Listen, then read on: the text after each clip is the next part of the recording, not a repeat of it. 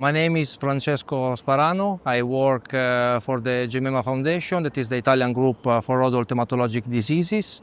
I particularly work within the quality of life unit of this foundation. So we basically conduct clinical research in hematology, and our unit specifically work in evaluating and assessing the quality of life of patients with hematologic diseases. In one of this our work that we presented here at the HEA Congress, we particularly investigated the association between the socioeconomic inequalities and the health-related quality of life of patients with relapsed refractory multiple myeloma.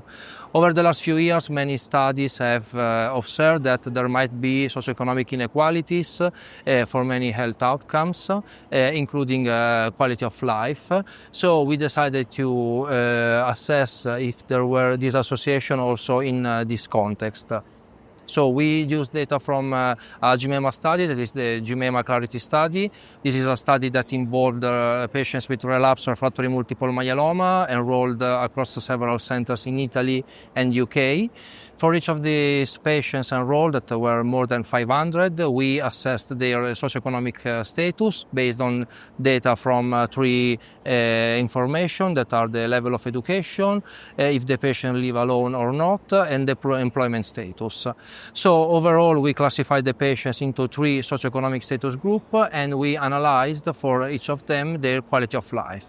The quality of life was assessed by the patients themselves by completing two questionnaires, the RTC-QLQ30 and the QLQ Myeloma 20, that were two questionnaires through which the patients had to assess a set of symptoms, functional aspects, and their quality of life.